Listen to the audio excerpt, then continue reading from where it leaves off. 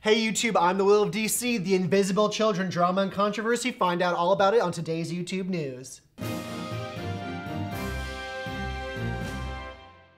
Main thing I want to talk about today is the drama and controversy surrounding Invisible Children. Not the documentary, but the organization itself and the people behind it. After their video went viral, a very interesting and well-written blog post went up at visiblechildren.tumblr.com. It sparked a wave of anti-IC feelings and seemed to turn everyone against the group, the work they do, and the documentary itself, which seemed to originally move so many. Well, IC has responded in an immense and very open and transparent way to all the criticism, and I want to go over some of that now. And so far there has been no response to their response other than, okay, yay, they came forward with the information, so I'm inclined to believe them if no one has any evidence or their response to the controversies are wrong or anything like that. Also, before we start, I just want to say I'm very proud that the internet reacts passionately and quickly, because even the appearance of profiteering from suffering is cause of major concern. But I worry about the damage we do when our criticisms become muddied and misguided, and from this situation seem to unfairly attack those who don't deserve our wrath. Even if after understanding IC's response you have issue with them and how they go about the work they do, let's remember that there are lives here that have been torn apart, and if all criticisms of IC are correct, they still have opened our eyes to issues we knew nothing about. And while we talk controversy and drama here in a safe little space, people are still dying and Central Africa is still a mess. It might be time to refocus on bigger issue. But for now, let's go to the criticism and the response. On the response main page, IC says that Invisible Children's mission is to stop LRA violence and support the war-affected communities in Central Africa. These are the three ways we achieve that mission. Each is essential. First, document and make the world aware of the LRA. This includes making documentary films and touring these films around the world so that they are seen for free by millions of people. 2, channeling the energy and awareness from informed viewers of IC films into large-scale advocacy campaigns that have mobilized the international community to stop the LRA and protect civilians. And finally, 3, operate programs on the ground in LRA-affected areas to provide protection, rehabilitation, and development assistance. As you will see, we spend roughly 1/3 of our money on each of these 3 goals. This 3-pronged approach is what makes Invisible Children unique. Some organizations focus exclusively on documenting human rights abuses, some focus exclusively on international advocacy or awareness, and some focus exclusively on on-the-ground development. We do all 3 at the same time. This comprehensive model is intentional and has shown to be very effective. So now, that definitely, I think, answers kind of one criticism of people's money. They do 3 different things, but let's get right now to the criticism. First criticism addressed by John Beaton's Facebook page, which I will link, which is essentially a summary of the larger IC response page, obviously also linked. So those 2 links, along with, Visible Children, make sure you read those as we understand this whole issue. First criticism. Last year, the organization spent $8.6 million. Only 32% went to direct services, with much of the rest going to staff salaries, travel and transportation, and film production. His response: this is a gross misrepresentation of how Invisible Children uses their financials. Invisible Children's financial statements are online for everyone to see. Financial statements from the last 5 years, including the 990, are available at invisiblechildren.com/financials. The organization only spent $16.24 on administrative costs and management costs in fiscal year 2001. And you know what?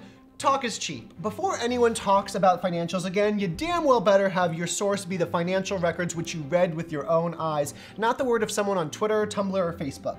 Criticism is not a bad thing. Constructively or not, it challenges us and can make us better at what we do. But unfounded criticism with hearsay and no real facts and no real evidence isn't called criticism, it's called slander. And I worry if the greatness of the internet in bringing awareness has caught up in a reckless slander campaign with no real civil discourse and understanding of an issue that most people had no idea about till they saw the IC video. Second criticism. This is far from ideal, and Charity Navigator rates their accountability 2 out of 4 stars because they haven't had their financials externally audited, but it goes way deeper than that. Their response. Charity Navigator gives Invisible Children's program its highest rating of 4 stars. IC's accountability and transparency score is currently at 2 stars due to the fact that currently does not have 5 independent voting members on their board of directors. They currently have 4, not 5, 4. IC is in the process of interviewing potential board members, and their goal is to add an additional independent member this year in order to regain our 4-star rating by 2013. For serious? Everyone went all apeshit over the Charity Navigator rating, and it's because there's a missing board member? I hope everyone yapping about this issue feels really fucking stupid right now.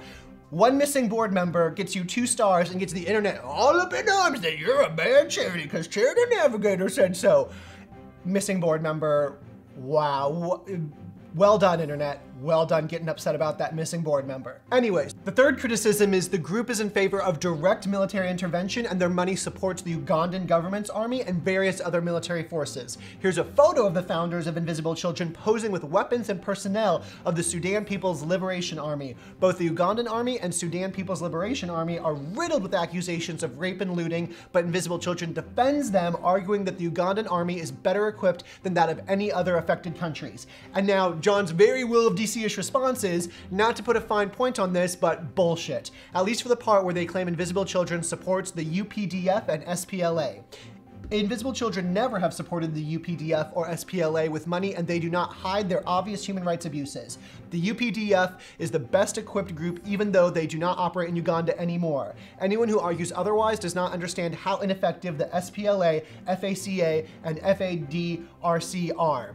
Invisible Children does not defend any of the human rights abuses perpetrated by the Ugandan government or the Ugandan army. None of the money donated through Invisible Children ever goes to the government of Uganda, yet the only feasible and proper way to stop Kony and protect the civilians he targets is to coordinate efforts with regional governments. Here's where criticism, I believe, is justified. They properly and logically explain why they work with regional governments and really make the issue one of gray instead of black and white. But if your criticism is that these terrible regional governments should never be worked with, I think it is valid that you would have a very hard time seeing Invisible Children as a good or worthy organization. I myself would love to see them not work with those who have themselves been responsible for Africa's destruction. Feels a bit like helping Iran against Iraq and then turning around and helping Iraq against Iran. But they are on the ground, they're the ones using the resources, they're the ones that are fixing the problem. I'm not sure if end justifies the means, but Africa is not as simple as America, and having never been there myself, I'm inclined to give some slack to those who have actually been there on the ground working with them for about 10 years now. Now, these are just 3 of the many criticisms. You can read all of the criticisms on the Visible Children Tumblr page and even more response on the Facebook page and their website. I highly encourage everyone to learn as much as they can from both sides before fueling any more verbal fires. And once again, whether you like them or hate them, let's make sure we're spending more time ending world suck and helping heal the lives of millions of Africans who have done nothing to deserve the harsh life they have, rather than talking about drama and controversy. Millions of charities to Africa do tons and tons of work. Pick the one that makes you most passionate about the issue and contribute and help save the world.